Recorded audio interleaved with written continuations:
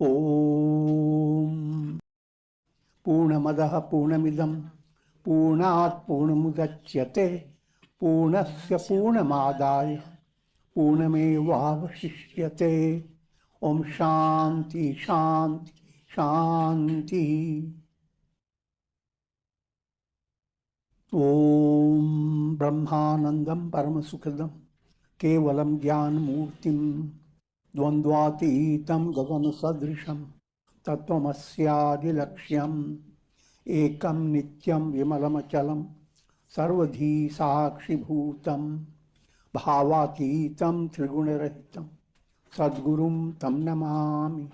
Om.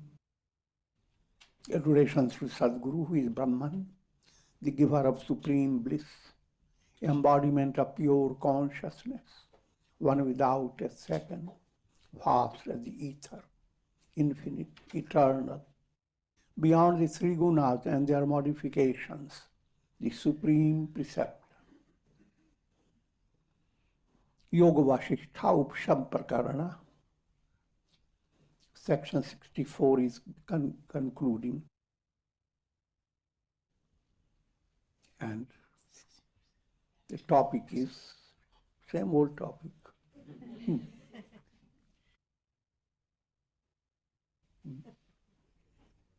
How to attain enlightenment.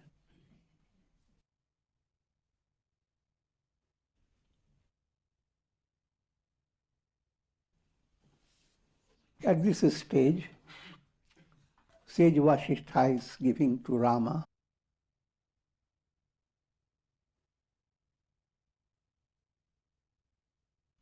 the deep insight into highest spiritual experience.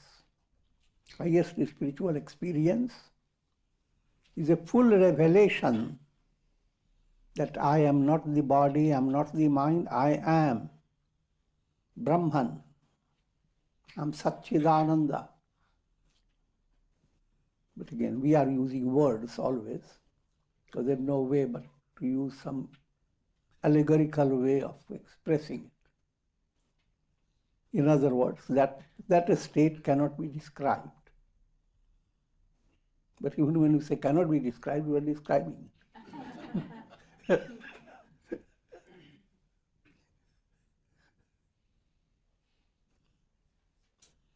Then, and it is that spiritual experience cannot be described by words. It is to be experienced in one's own heart.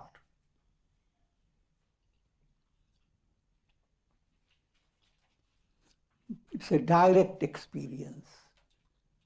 In Vedanta, we talk about indirect and direct.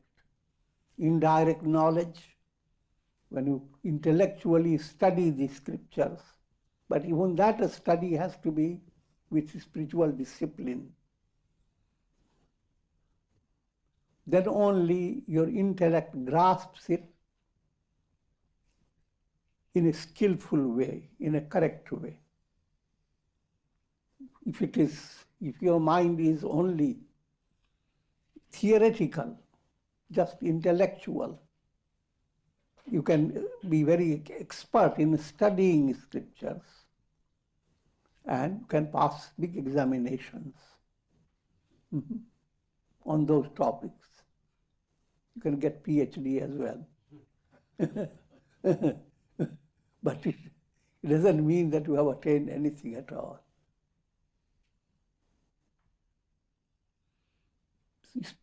Highest spiritual experience is subjective. It is not. One who experiences it becomes fully free of all desires and cravings, fully satisfied, supreme satisfaction, param tripti. And this is the person's own experience. The person doesn't need somebody else to diagnose his attainment.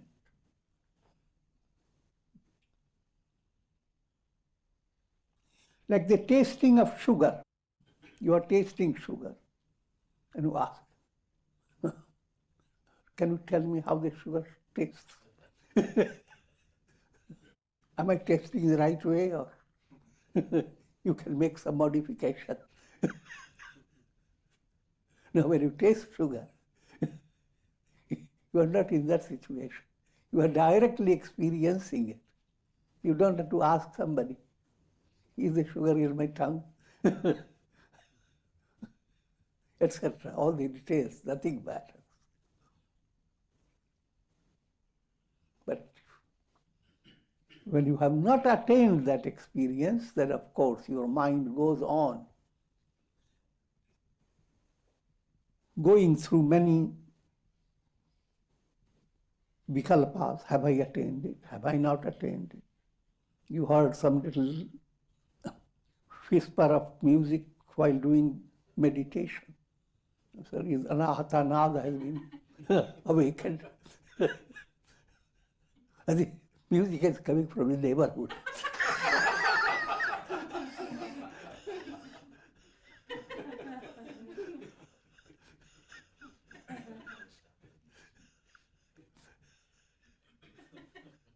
I'm sure. You are always in doubt, and you need to be authenticated by others. But real spiritual progress doesn't need any authentication.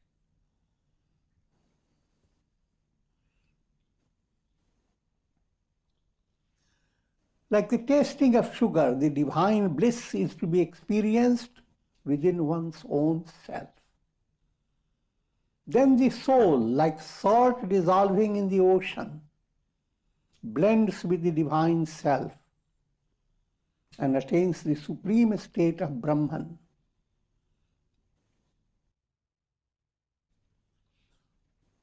Union with God is described in this allegorical way. When you put salt into the water, salt goes everywhere in the water, called ek ras. Attainment of Brahman means you have experienced. Brahman is all that is. All that is like the ocean. And in that ocean, Brahman is this salt everywhere. In the next section, 65, as well as 66, the summary is being presented to you. Another episode is being introduced to you, the story of Bhasa and Vilasa.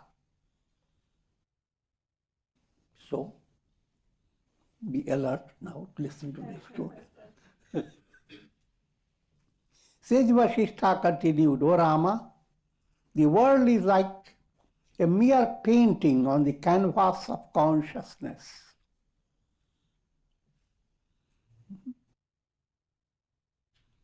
It's the same simile, like all that you experience in a cinema show are projections. And projections, behind the projections, there is the screen of there is simply a screen. And the screen has nothing to do with the entire story. When you are shaking in the show, some terrible scene, and you impacted on your body and your nervous system, or a very joyous scene, suspense, terror, humor, so many sentiments are displayed on the screen, and you go on shaking. But all the time, whatever you are seeing, whatever lies before your eyes are lies.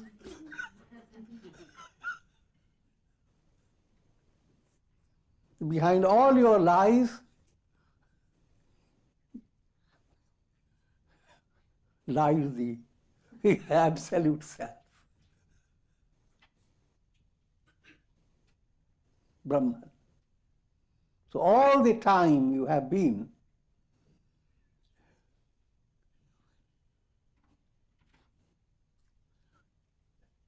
dealing with Brahman all the time.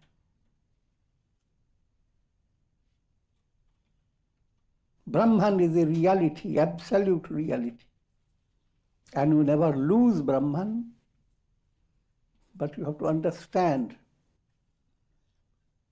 firstly, the manner in which you are experiencing the world. And the manner is, again, I always quote that iPad type.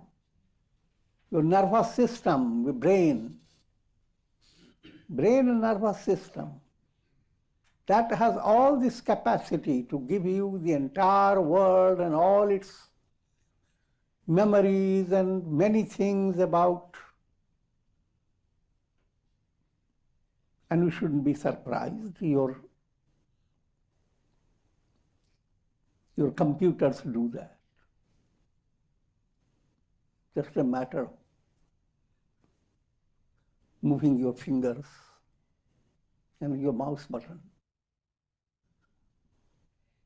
But all that computers do that, they can be deleted in a single moment.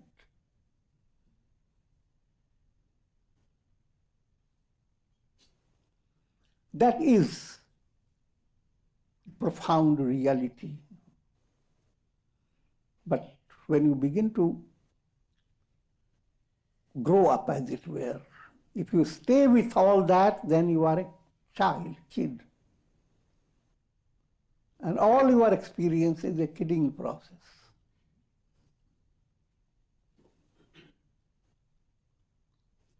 But when you really grow up, it doesn't happen suddenly. First, a little sneak insight develops into the mechanism that is allowing you to experience the world. Instead of going after your experiences and trying to hold them, try to hold the mechanism that allows you to experience all that.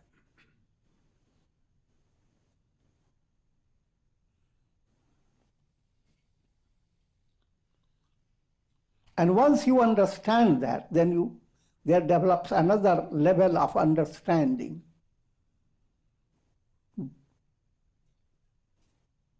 Who am I?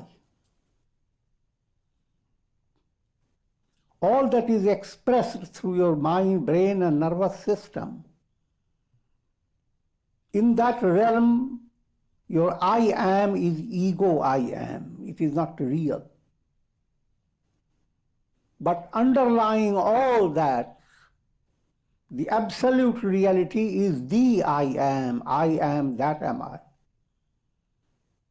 That I am is the only reality. That's called Brahman.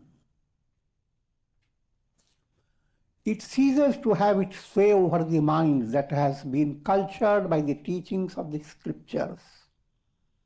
So all this iPad that gives you experiences, now you grow up with a subtle insight that all this is wonderful, but your place is nowhere in all this. Your place is to be completely free, not to be confined to the projections. That's where your ultimate goal is. If you find yourself fulfilled in the realm of projections, then you are just a kid. Because you cannot be fulfilled in the realm of projections. And daily you have that type of experience. The whole day passes on, but you are not really, at heart level, you don't relax. But when you go to sleep, you receive a deep relaxation. But why do you receive it? Because you have covered your iPad, implying you moved away from the world that has been so real to you, the world that you have been working day after day, and you cannot imagine past, present, and future, a vast world. And in that world, you always found your interest. But now in deep sleep, the entire world will let it go without any sense of loss. If you follow that, there lies your whole Yoga Vasistha.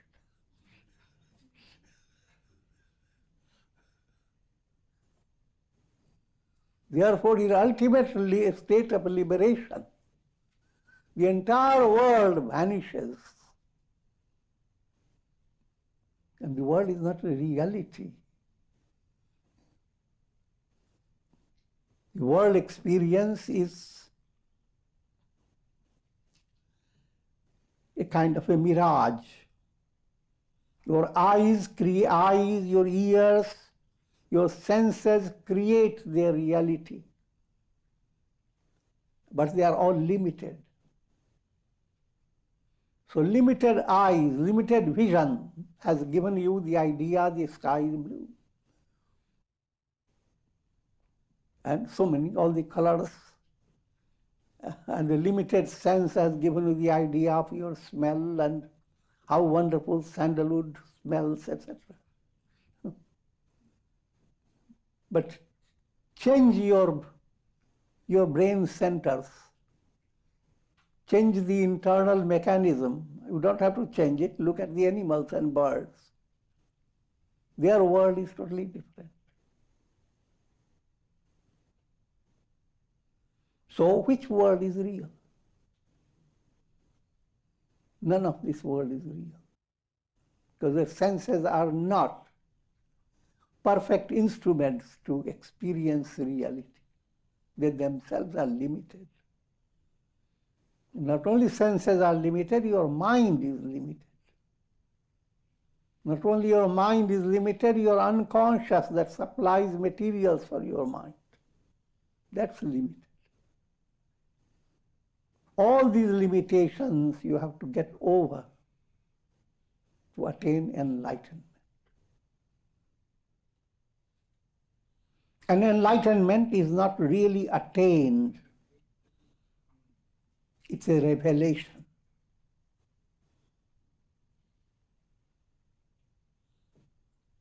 One can say, when all the show is over, then you will gain the curtain. You are not gaining the curtain. Curtain has been all the time before your eyes. The screen has been always there. Brahman is, no matter what you experience, your experience will not be possible if Brahman does not underlie it. Therefore, that Brahman is pure awareness. No, nothing can you experience without awareness. So beware of making mistakes.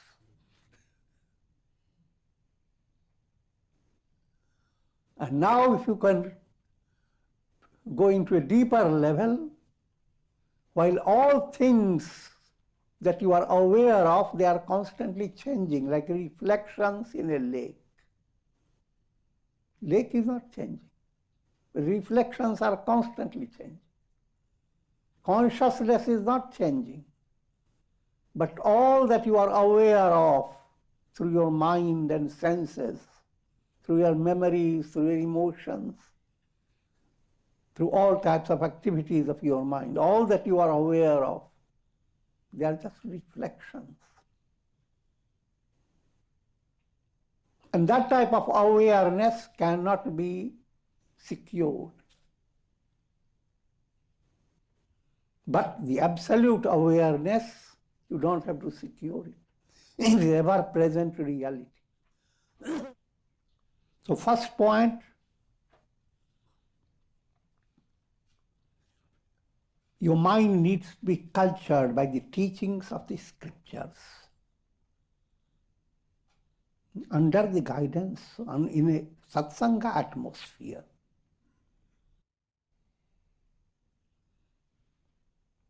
But as long as the sense of mindness and the sense of I-ness. If that is not removed, this world process will continue to assert its reality. And you will view your soul as a wandering soul, moving from one body to another, from one situation to another.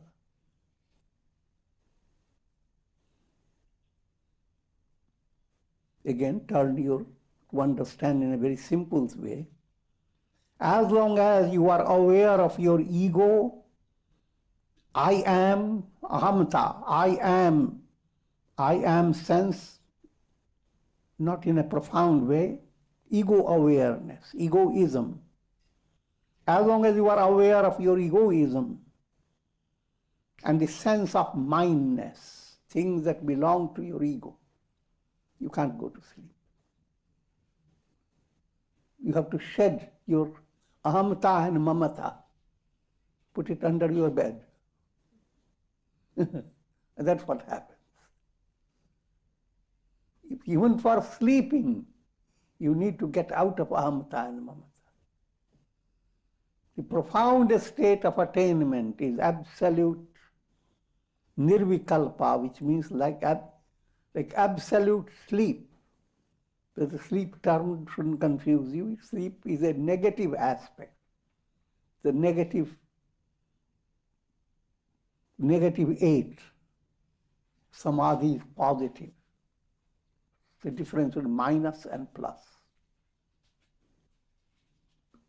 Sleep is a minus aspect of your higher attainment. So though we give the example of sleep, don't think that should go on sleeping for resolving all your problems.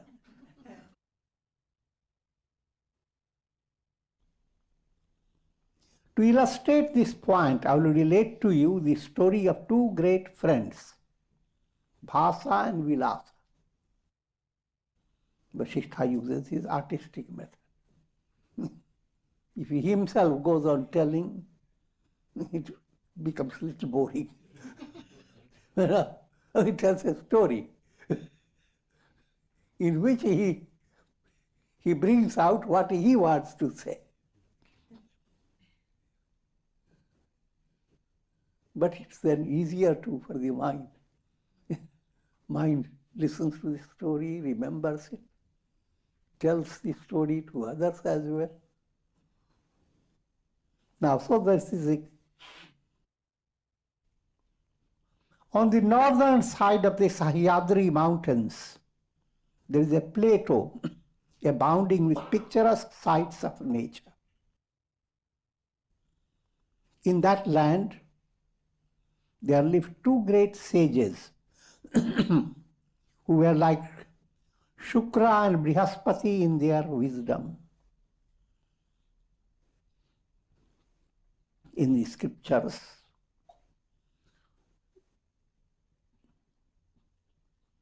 Shukracharya is the guru of demons, and Brihaspati is the guru of gods. Both these gurus are enlightened. Just like in a hospital, the one who is specialized in working with viruses, preserving them for getting proper tests done, as if protecting all the viruses and channelizing them in a particular way. It's a positive work.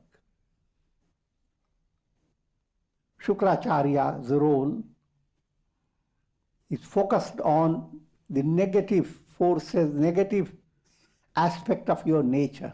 I will not go into that detail at this stage. But Shukracharya and Brihaspati is divine. Negative in you is handled by Shukracharya until the negative becomes sublimated and positive is handled by Brihaspati, sage Brihaspati.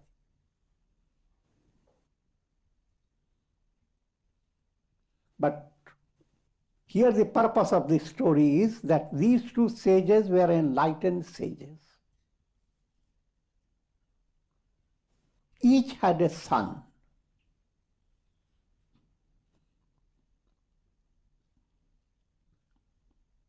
Of similar age. And these two sons are known as Bhasa and Vilasa.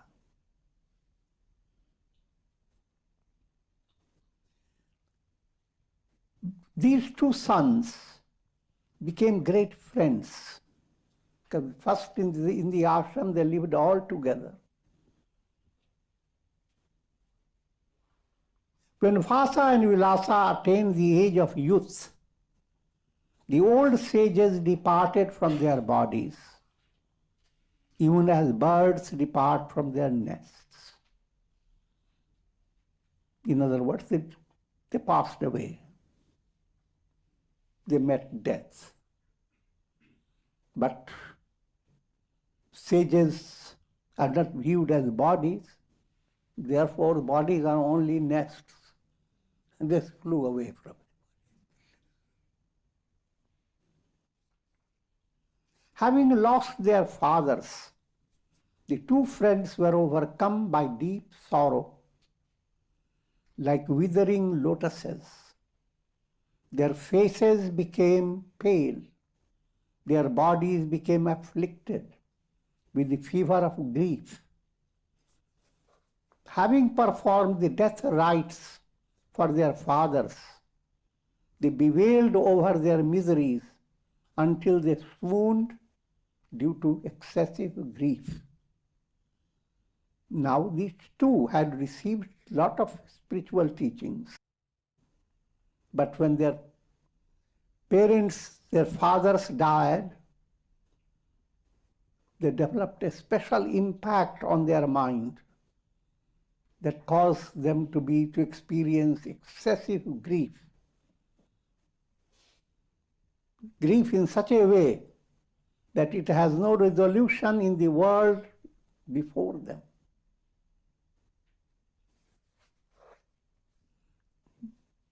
What I'm pointing out is the smashan vairagya.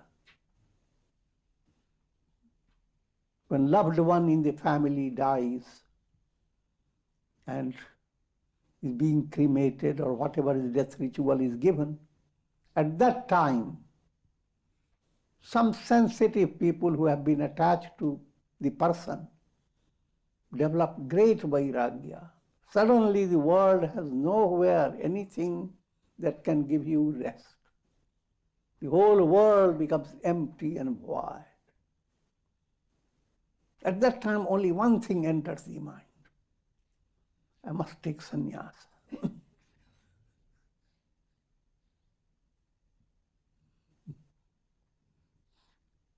This word is no good. Because smashan vairagya.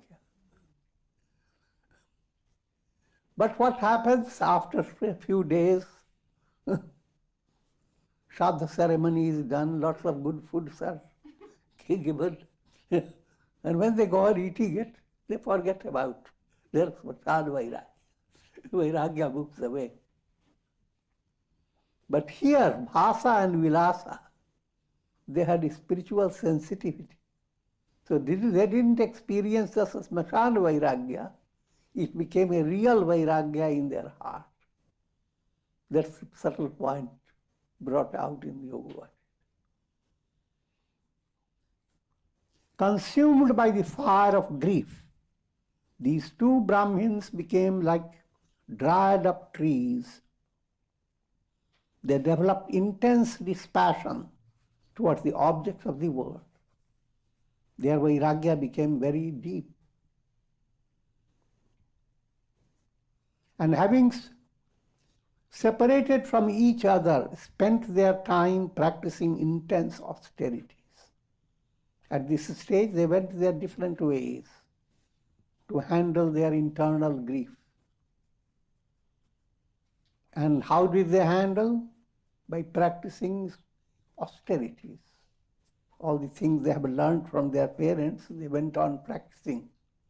Yamas, niyamas, all types of pranayam, kundalini chakras, all types of things, austerities. Days, months and years rolled on. After many years, both became old.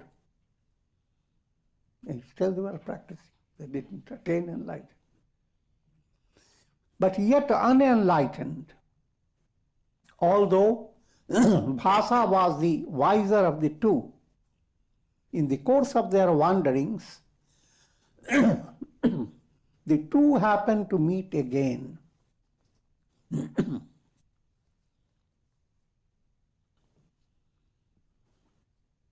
Vilasa said, O beloved brother, you are the delighter of my heart. You have always been in my mind. Please tell me, where have you spent all this time? Did you even succeed in your austerities? Have you attained the knowledge of the self? Are you living happily? Subtle point is being given to you. What I have explained previous day, Maitri Bhavana.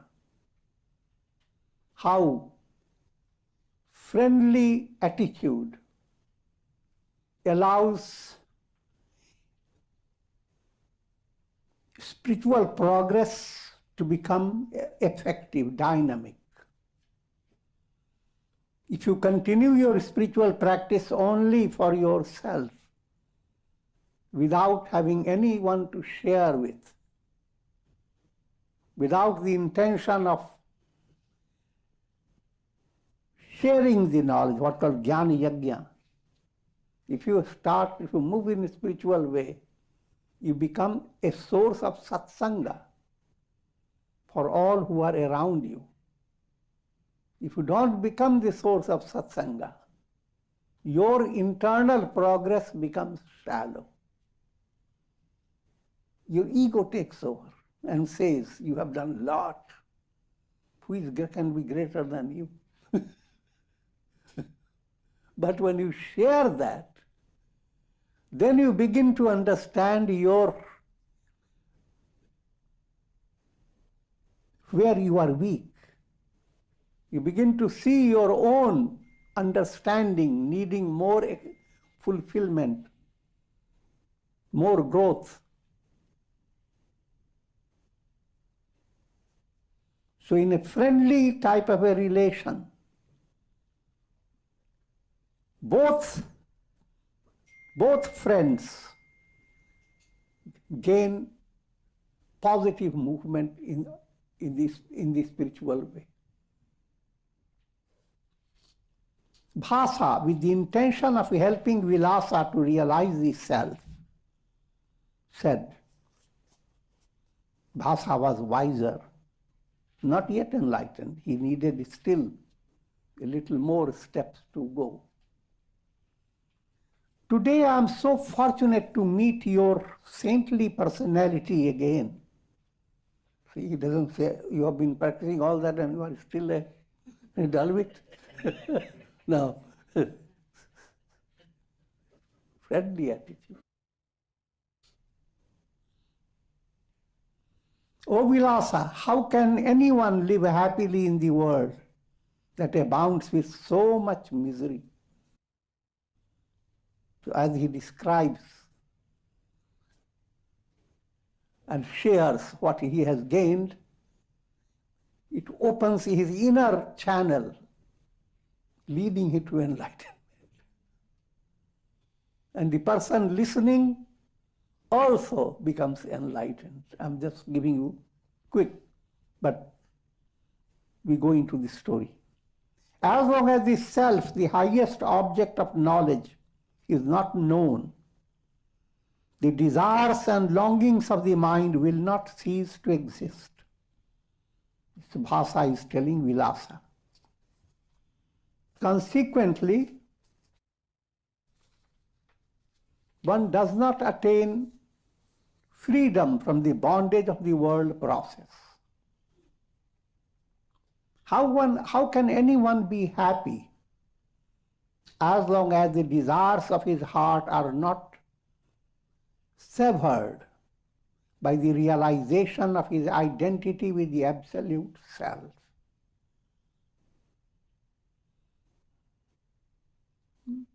Real happiness, not happiness that jumps up and down, that hops, but real happiness.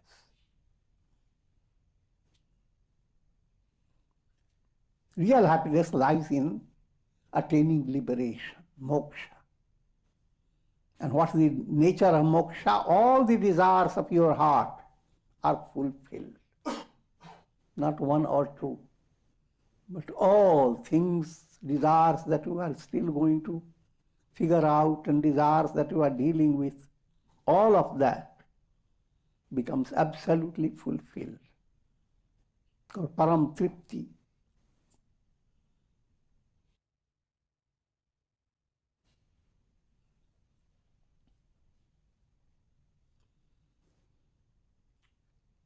The miserable tree of the world process grows in the form of the body, expressing its tender shoots in childhood, becoming decked with shining leaves in youth. It's a poetic description of how cute body movement, so many things happen in your body, how wonderful all seems to be as a child, as you begin to grow youthful.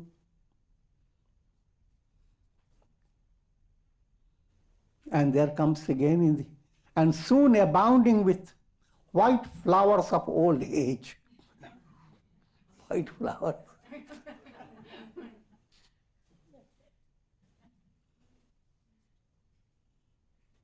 And after death, this tree germinates again. The whole thing goes on, but then you are reborn, and again you go through the same thing.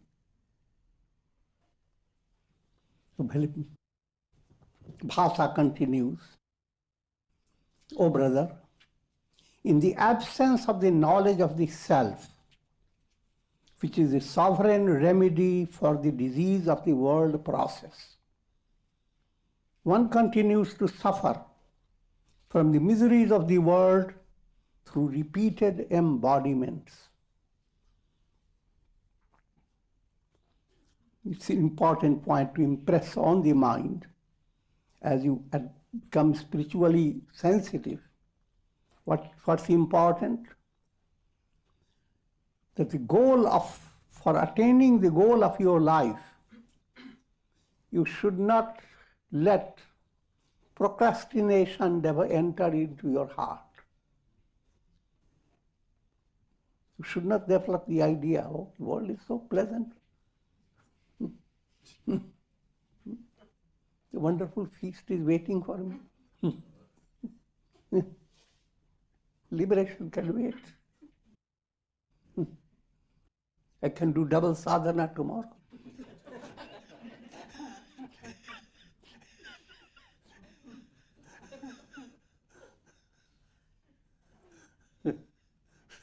That's what's called procrastination time. Delaying. So vigilance has to enter mental process. But that's a very subtle quality. And that enters again by God's grace. Your effort blended with grace of God.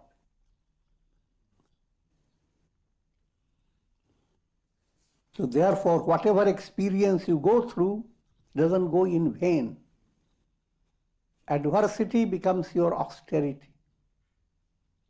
Prosperity encourages you to be more spiritually involved. Both ways, the only two things you can face in life, pleasure and pain, adversity and prosperity, gain and loss. And both will be your gain if you have spiritual sensitivity and alertness. Put it in a very simple way. If you hold on to your daily sadhana, no matter how things are, figure out few points that have to be done day by day in line with your integral yoga, and follow it day by day, no matter how things are. Then a divine movement enters that will keep you always purposeful. Everything that you experience has a purpose. It doesn't go in a purposeless way.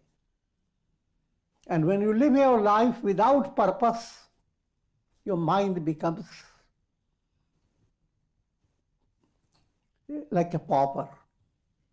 It loses all its strength and its spiritual insight. Mind goes into a muck. If after death the soul is led by sinful karmas, it experiences intense sufferings in hellish regions.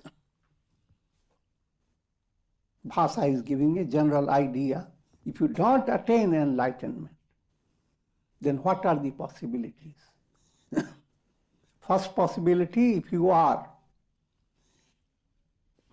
indulging in sinful karmas, negative, ugly karmas,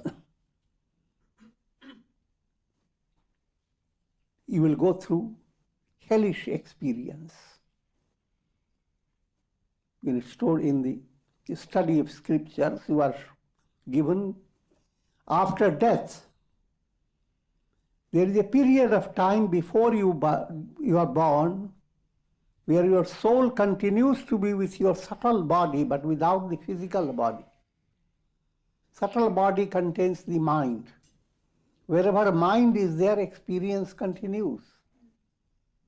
So now the experience that continues without the physical body, that experience is so deep that you can't imagine it. So, and that experience can be positive or negative. Sinful karmas will give you negative experience. Hellfires. And virtuous karmas will give you positive experience. Positive here means enjoyment, lots of enjoyment. It is not really positive. Virtuous karmas by meaning good karmas, but if you don't perform them with the spirit of for spiritual attainment, if you perform them just to be recognized by people as a great person, for your popularity, or with the intention that since I'm doing lot of virtuous karmas, after death I will have lot of enjoyment in Indra's palace. If that is your outlook, your virtuous karmas are not leading you to the higher goal. They are preparing for bhoga, enjoyment.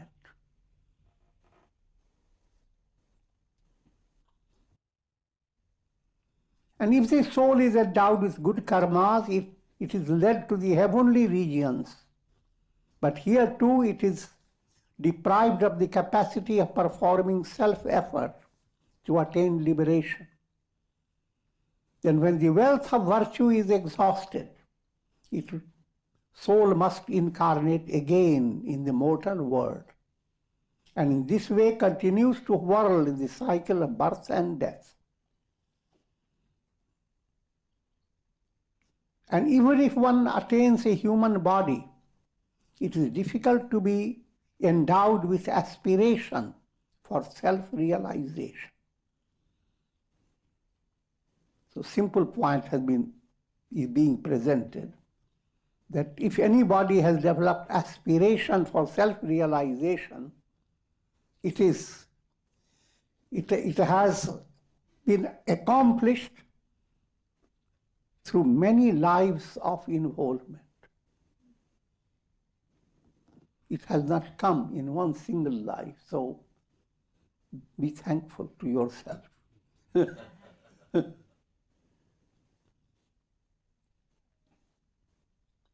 Attached to the objects of the senses, the soul abides in the mountainous regions of embodiment, and bitten by the snakes of sense enjoyments. Every enjoyment is called Vishaya. Vishaya term has evolved out of wish, poison.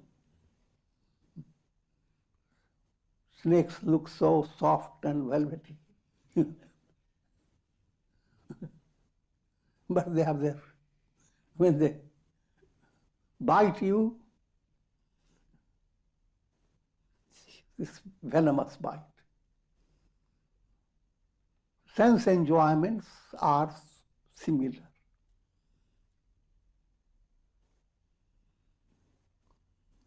Bitten by snakes of sense enjoyments and pierced by the thorns of cravings, it continues to tumble from one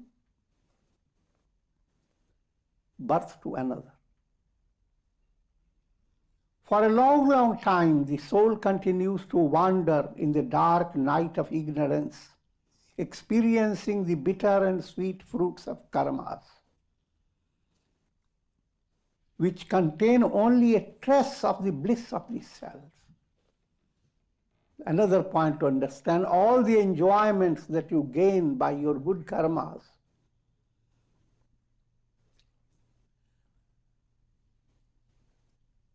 they are also coming from the divine self. The source of all happiness is same Brahman. But only your happiness in the stage of bhoga, enjoying, eat, drink, be merry, in that level, the source of the happiness you are getting is little, alpam.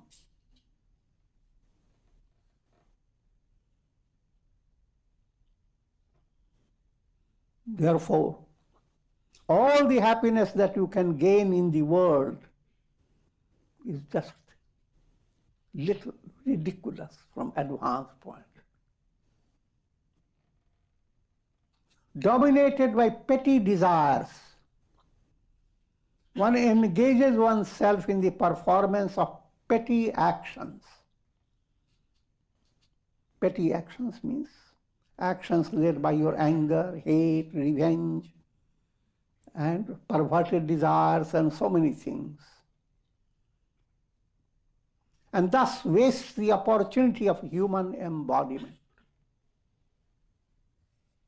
The mind in the ignorant is like a wild elephant that has broken the fetters of discrimination and being passionately attached to the she-elephant of craving. Mind becomes the elephant, craving becomes the she-elephant.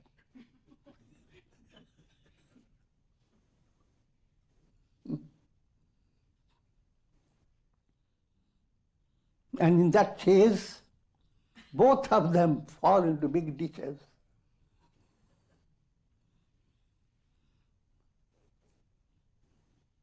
All this is devoid of peace and relaxation. More of this description will continue.